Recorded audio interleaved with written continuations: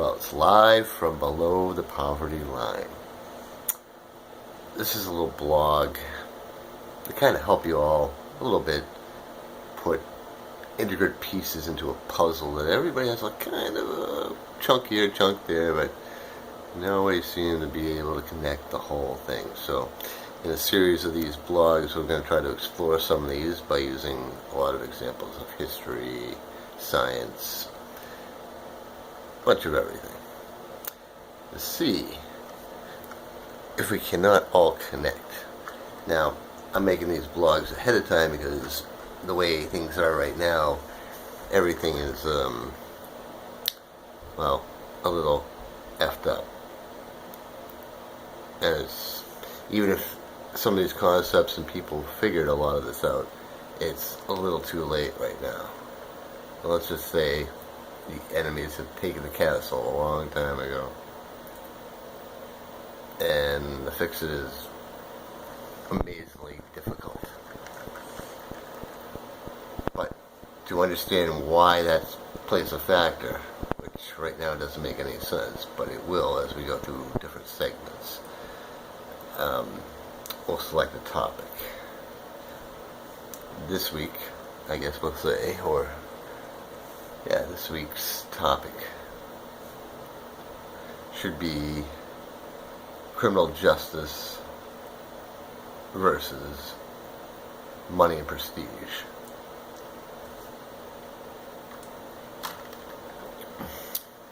Money and prestige allows you to get away with crimes that the average individual would have no chance in hell, even with a very good attorney, get out of some of the stuff that's been seen. I mean, you can look at most stuff. You can even Google a few things. It happens all the time.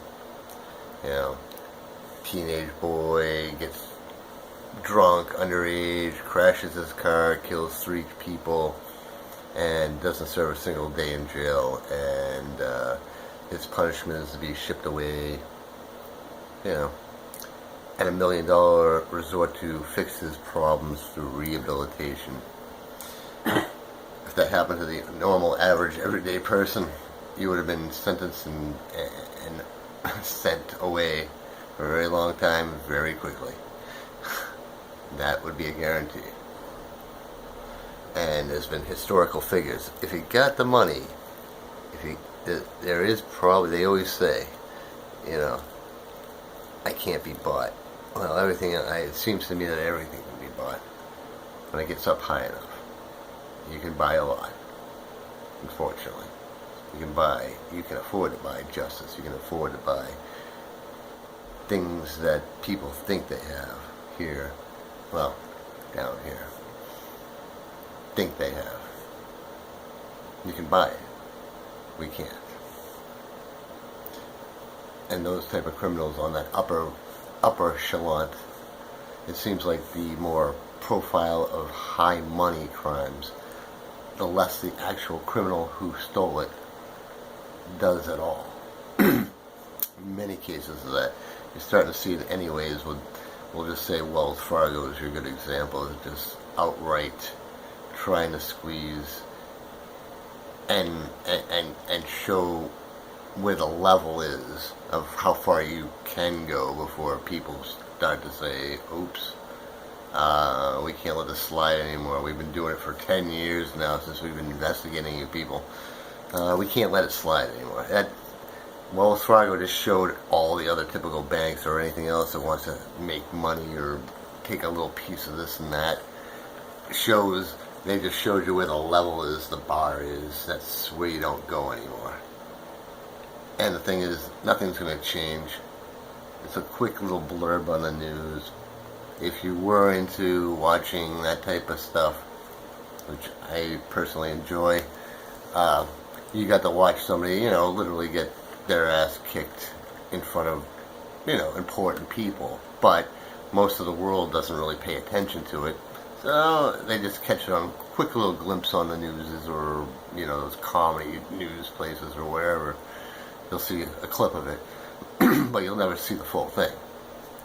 But in the long run, now after you've all had your laugh and everything is blah blah blah, and you're like, ooh, that was strong, you won't hear anything about it again because one, then he's not going to actually step down, and even if he does, he gets away with the crime, and he also walks away with like millions and millions of dollars for, let's face it, quitting. It's not a bad deal. Not a bad deal. And by quitting, it alleviates, you're no longer under investigation because you no longer have an association with that corporation, which those are those really fine laws. Those other ones way up on the top that don't apply to us here at the bottom. It's good to see that they have a couple of safety nets to protect their own up on the top from getting a little too out of place because, let's face it, they don't want to revolt from down here.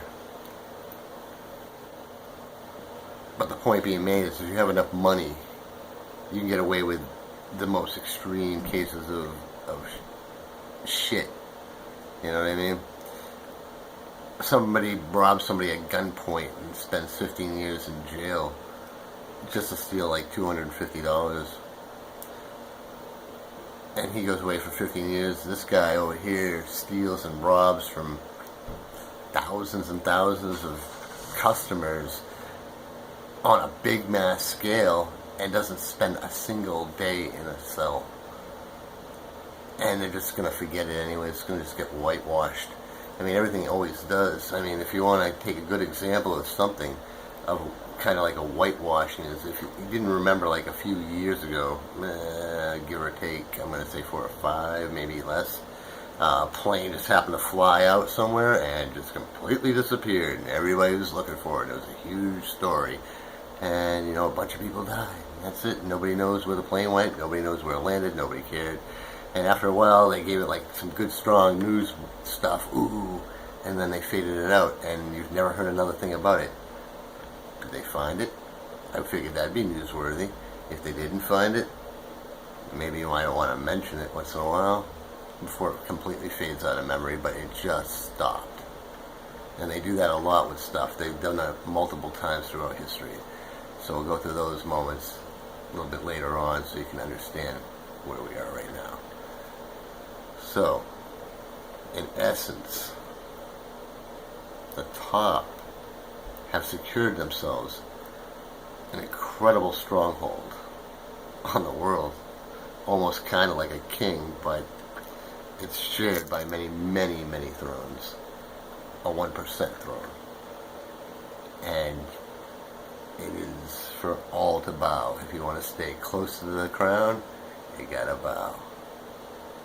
On the bottom, we're not seen bowing so much, so we're kind of supporting most of the weight of everything. And that should be disturbing to most. Most people fought, even to this country, for all these years of blood and shed to keep a certain thing alive. Has completely changed itself and manifests itself back into what we were fighting in the first place, a crown and a leadership of only a certain thing. The difference is, instead of having one, we decided to divide it up into 1% instead. That means it's a lot more people. It's harder for you to actually pinpoint exactly which one. It's that. Everybody knows where the 1% is. Everybody knows who the 1% is. That's your crown. That's your king. So, in order to disguise that we've completely stripped democracy, we decided we'll split it up between us all here already sitting on the top through generations and nepotism and all this stuff that over the years and years and years to develop the crown exactly where it was. It was there for a good long time. I would say once we decided that money was more of an essence than anything else is when it finally created its final 1% crown. The other ones were little attempts here and there, but it wasn't a fully constructed thing. Now it's just ironclad and it's there. And nothing changes unless they, up there, make it happen one way or the other. So next time when I talk about politics and all that stuff, I'm going to try to bring up that type of situation to add, and you'll understand that a little bit better. So that's it for our first podcast.